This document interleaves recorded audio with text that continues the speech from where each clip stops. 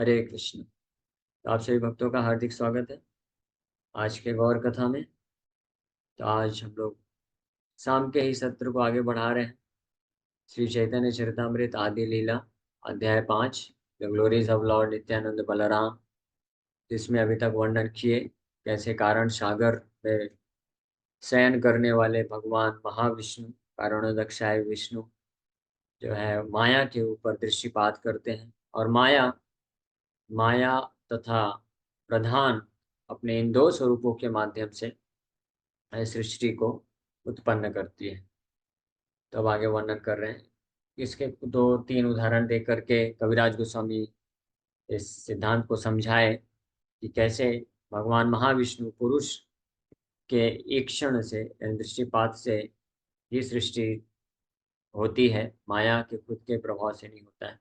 जैसे लोहे का उदाहरण दिए कि अगर लोहा जो है जब अग्नि के अंदर रखा रहता है तब उसमें अ, अन्य किसी वस्तु को जलाने की शक्ति प्राप्त होती है। अगर डायरेक्ट लोहे को किसी जो है ज्वलनशील पदार्थ से स्पर्श कराएंगे तो नहीं चलेगा, लेकिन लोहे को अगर अग्नि के संपर्क में काफी देर तक रखा जाए, फिर वहां से लोहे को निकाल करके ज्वलनशील पदार्थ में स्पर्श कराया जाए तो वो जल जाता है। यानी अग्नि का स्थानांतरण होता है अग्नि से लोहे में।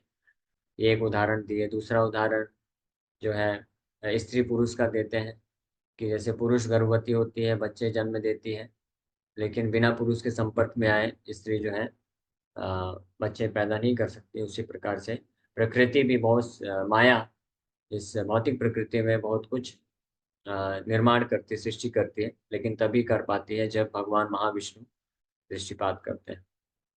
अब आगे वर्णन कर रहे हैं।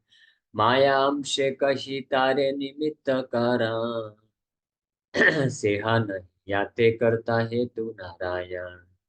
The Maya aspect of material nature is the immediate cause of the cosmic manifestation, but it cannot be the real cause, for the original cause is Lord Narayana.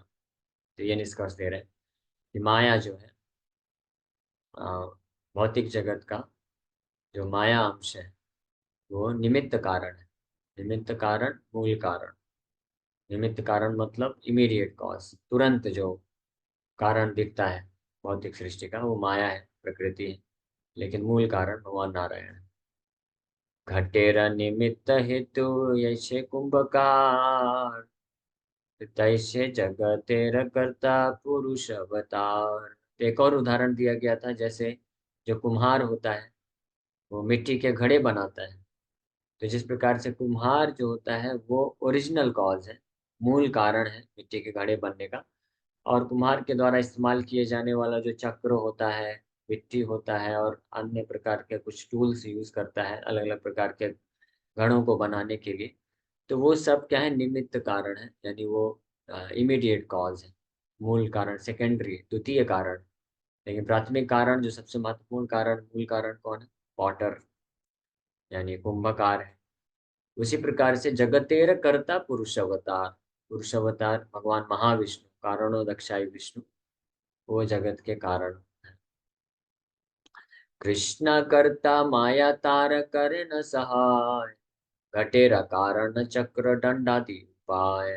Lord Krishna is the creator, and Maya only helps him as an instrument, just like the potter's wheel and other instruments, which are the instrumental causes of a pot. जिस प्रकार से कुम्हार को सहायता प्रदान करने के लिए चक्र, मिट्टी और अन्य जितने प्रकार के यंत्र होते हैं घड़े को बनाने के लिए, उसी प्रकार से माया जो है भगवान को सहायता करती है, सहायक इंस्ट्रूमेंट बनती है पृथ्वी की सृष्टि कर इस भौतिक ब्रह्मांड की सृष्टि के लिए। और ये ब्रह्म संहिता में भी ब्रह्मा जी बताते हैं, सृष्टि स्थिति प्रलय साधन शक्ति रेखा छाएव यश भुवनानि बिभर्ति दुर्गा, इच्छानुरूपमपि यस्य च चेष्टते सा गोविंदमादि पुरुषम तमहं भजामि।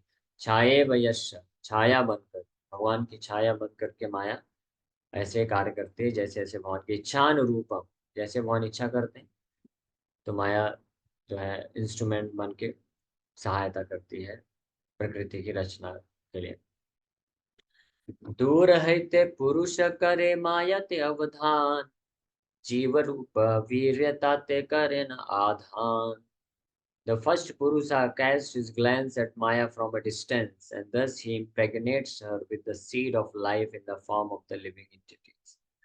दूर हईते यानी दूर से ही, स्पर्श नहीं करते भगवान माया का, दूर से ही पुरुष महाविष्णु जो है माया के ऊपर अवधान करते हैं, यानी दृष्टिपात करते हैं, और दृष्टि के माध्यम से भगवान असंख्य जीवात्माओं को जो है बीज वीर्य को प्रदान कर देते हैं माया के गर्भ में।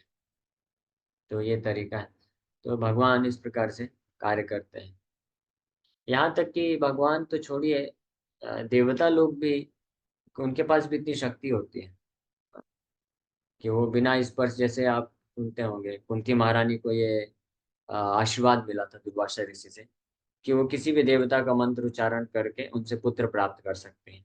तो कुंती महारानी जब उनका विवाह के पूर्व ही उत्सुकतावश कि ये आशीर्वाद कैसे काम करता है, तो उन्होंने सूर्यदेव का मंत्र बोल दिया। अब सूर्यदेव प्रकट हो गए।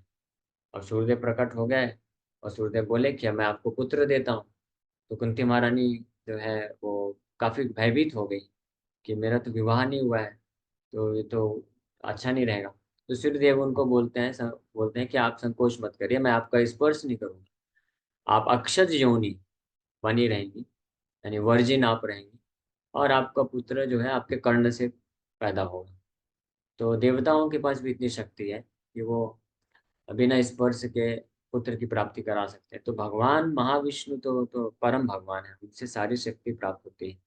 तो इसीलिए जो कुछ लोग ऐसा सोचते हैं, स्पेशली मायावादी लोग तो सोचते हैं कि भगवान हो सकता है, विष्णु नारायण जो है वो भगवान, लेकिन माया के संपर्क में आने से वो माया से प्रभावित हो गए हैं।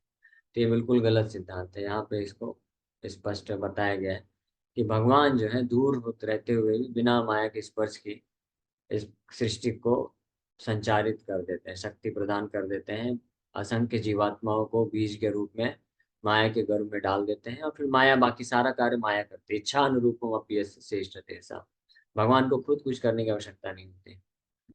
एक अंगा भाष्य करे माया ते मिलन, माया हईते जन्मे तबे ब्रह्मांड रगन। The reflected rays of his body mix with Maya, and thus Maya gives birth to myriad universes. एक अंग भाष्य बॉडली रिफ्लेक्शन, भगवान के reflected rays of his body mix with maya, वही दृष्टिपात ही, भगवान का दृष्टिपात जब पड़ता है तो ऐसे अनेकों ब्रह्मांड को की उत्पत्ति होती है। ब्रह्मांड के अंदर सारे लोक और साथ ही साथ में असंख्य जीवात्माएं प्रकट होते हैं। काफी बड़ा तात्पर्य में प्रभुपाद जी इसको समझा रहे हैं, तो हम लोग इसको जरूर पढ़ेंगे और समझने का प्रयास करेंगे। The Vedic conclusion is that the cosmic manifestation visible to the eyes of the conditioned souls is caused by the absolute truth, the personality of Godhead, through the exertion of his specific energies. Although in the conclusion of atheistic deliberations, this manifested cosmic exhibition is attributed to material nature. ये already मैं बताया कि वैदिक शास्त्रों का निर्णय ये है कि ये जितना भी कॉस्मिक मैनिफेस्टेशन, यानी जितना भी भौतिक सृष्टि है, ब्रह्मांड की सृष्टि है जो हमको दिखती है, ये जो है भगवान एब्सोल्यूट ट्रूथ, परम सत्य, परम भगवान कृष्ण के द्वारा उनकी विशेष प्रकार की शक्तियों को प्रदान करके ये होता है। लेकिन यद्यपि जो भौतिक वैज्ञानिक लोग हैं वो इसको नहीं समझ पाते हैं, और वो सोचते हैं कि केवल प्रकृति अपने आप में ही पूरा कार्य करती है, कारण बनती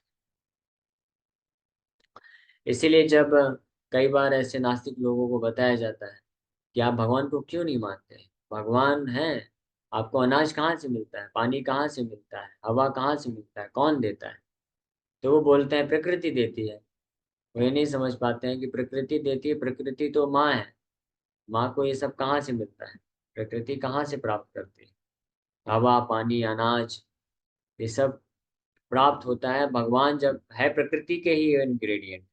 जैसे बालक होता है, पुत्र बच्चा होता है, माँ के गर्भ से जन्म लेता है, तो माँ के ही शरीर से बना हुआ है, माँ जो खाती है उसी से उसके शरीर का निर्माण होता है गर्भ में।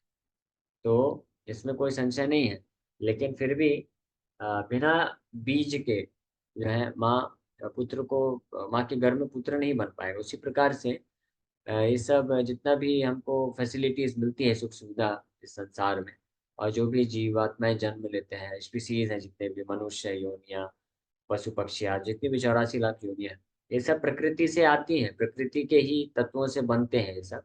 लेकिन प्रकृति खुद जो है चाह कर नहीं, स्वतंत्र रूप में नहीं कर सकती। भगवान जब बीज प्रदान करते हैं, भगवान जब प्रेरणा देते हैं, भगवान जब दृष्टिपात करते हैं, तब ये कार्य संचालित होता है।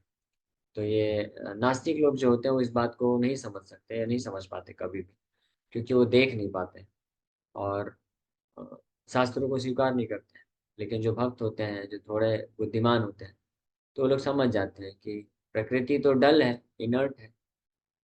तो उसमें तो डल होने, इनर्ट होने के, जड़ होने के कारण वो कैसे पूरी सृष्टि को पैदा कर सकते हैं, संचालित कर सकते हैं। The energy of the absolute truth is exhibited in three ways: spiritual, material, and marginal. The absolute truth is identical with his spiritual energy. Only when contacted by the spiritual energy can the material energy work and the temporary material manifestations thus appear active. In the conditioned state, the living entities of the marginal energy are a mixture of spiritual and material energies. The material energy is originally under the control of the spiritual energy, but under the control of the material energy, the living entities have been wandering in forgetfulness within the material world since time and memory. तो भगवान की तीन प्रकार की शक्ति: आध्यात्मिक शक्ति, और भौतिक शक्ति, और तटस्थ शक्ति। वास्तव में जो तटस्थ शक्ति है, मार्जिनल पोटेंशियल जिसको बोलते हैं, हम जीवात्माएं जो है तटस्थ शक्ति में आते हैं।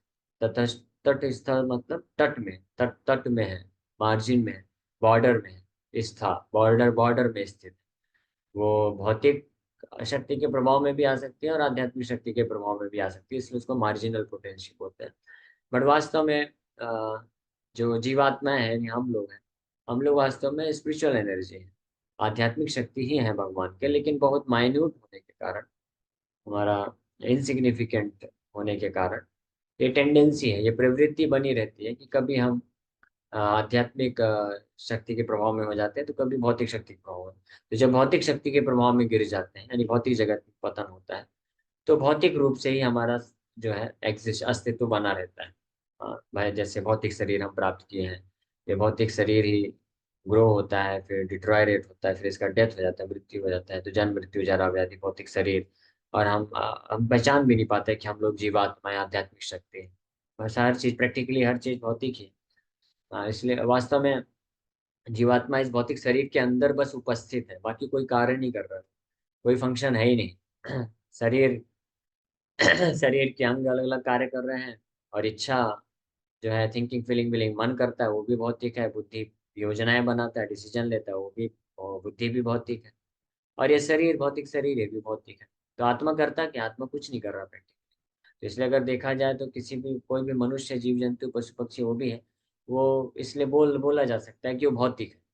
हाँ, है नहीं भौतिक, लेकिन भौतिक है, क्योंकि पूरी तरह से जो आध्यात्मिक, स्पिरिचुअल जो उनका स्वभाव है, आध्यात्मिक स्वभाव है, वो पूरी तरह से सुप्तावस्था में है। लेकिन वही जब इस भौतिक आवरण से मुक्त होकर के आध्यात्मिक जगत में प्रवेश करता है, तो अपने आध्यात्मिक शरीर में, अपने ओरिजिनल स्वाभाविक शरीर में आध्यात्मिक रूप से वो कार्यान्वित रहता है। तो उसका स्पिरिचुअल स्टेटस होता है, इसलिए मार्जिनल पोटेंशियल बोला गया है। तो खैर, इसमें ये चीज समझाया जा रहा है कि जिस प्रकार से आत्मा की उपस्थिति के कारण ये भौतिक शरीर है, जैसे भौतिक तत्वों से मिलकर बना है, तो ये कार्य करता हुआ प्रतीत होता है, ये कार्य करता है आत्मा की उपस्थिति के कारण। हाँ, तो इसी प्रकार से ये भौतिक ब्रह्मांड जो है, ये भी एक भौतिक शरीर है। ये this is also a body, material body. हाँ, यूनिवर्सल बॉडी इसको बोलते हैं। और ये जो हमारा शरीर है, मटेरियल बॉडी, हमारा माइन्यूट इंडिविजुअल बॉडी, तो हमारा शरीर, जो छोटा आत्मा है, इस छोटे शरीर को धारण करके चलाता है। और जो परमात्मा है, वो पूरे यूनिवर्सल बॉडी के आत्मा बन करके उसको चलाते हैं। तो जिस प्रकार से ये भौतिक शरीर जो हमारे पास है, ये आत्मा की अनुपस्थिति पे, आत्मा अगर नहीं रहेगी तो ये डेड मैटर है, ये कोई कार्य नहीं करेगी। जैसे कोई डेड बॉडी अगर है, तो उसके पास आँख, कान, नाक, सब कुछ प्रॉपर फंक्शन करते हुए हो सकता है हाँ। लेकिन फिर भी वो आंख होते हुए भी देख नहीं पाएगा, कान होते हुए सुन नहीं पाएगा, हाथ पैर होते हुए भी चला नहीं पाएगा, मुंह होते हुए भी कुछ बोल नहीं सकता, खा नहीं सकता। क्यों? क्योंकि आत्मा अनुपस्थित है, आत्मा छोड़ के चली गई है शरीर को। हालांकि शरीर में सब कुछ है।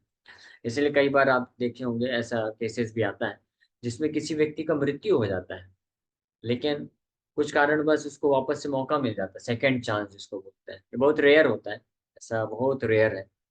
हाँ, 0.001% केसेस में कभी ऐसा हो सकता है, लेकिन ये केसेस हैं, ऐसे एग्जाम्पल्स हैं। अजामिल का एक केस है, भागवत में ही वर्णन है। और प्रेजेंट टाइम पे भी ऐसे केसेस।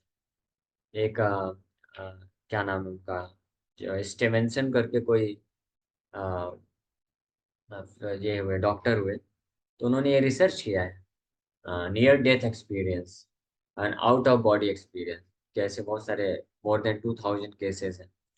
तो वो रिसर्च करके वो ये बात को स्थापित करते हैं। इस समय हो ठीक है, क्वेश्चन आंसर नहीं लेंगे, लेकिन इस पे जो मैं थोड़ा चालू किया उसको कंप्लीट कर देता हूँ। तो वो बताते हैं कि जैसे किसी का जब मृत्यु हो जाता है, ऐसे केसेस हुए हैं कि दिल की, हृदय की धड़कन बंद हो चुकी है, सांस नहीं ले रहा है, लेकिन फिर भी मृत्यु होने के बाद भी जब आत्मा आ जाती है तो शरीर वापस से कार्य करना चालू कर देता है। यानी आत्मा जब नहीं रहता है तो शरीर के सारे अंग फंक्शन करना बंद कर देते हैं, हृदय भी, हार्ट बीट भी बंद हो जाती है। लेकिन अगर किसी आत्मा को सेकंड चांस मिलता है तो वापस जब आता है, प्रवेश करता है शरीर में, तो वापस से कार्य करना चालू कर देता है। लेकिन आत्मा जब अनुपस्थित रहती है तो शरीर कार्य करना बंद, शरीर बिल्कुल फंक्शन नहीं करता है। तो इसी प्रकार से ब्रह्मांड है, भौतिक ब्रह्मांड। तो परमात्मा जब उस भौतिक ब्रह्मांड की आत्मा के रूप में रहते हैं, दृष्टिपात करते हैं, प्रेरित करते हैं, तब ये कार्य करता है। और प्रकृति जो है बहुत सारी चीजें, फैसिलिटीज हमको प्रोवाइड करती है। लेकिन भगवान अगर नहीं रहते तो जो है प्रकृति फिर कुछ नहीं प्रदान कर सकती। तो ये मेन प्रिंसिपल है यहाँ पे। तो इस पे हम लोग तात्पर्य को और आगे कल पढ़ेंगे और आगे इसको चर्चा करेंगे। ये बहुत महत्वपूर्ण है, थोड़ा टेक्निकल है, तो हो सकता है कुछ लोगों को थोड़ा या तो कम समझ में आए या बोरिंग लगे। लेकिन आपसे रिक्वेस्ट है कि आप लोग सुनते रहिए, तो इन सिद्धांतों को समझेंगे तो अच्छे से आप तत्वों को जान सकते हैं। Okay, thank you very much. Hare Krishna.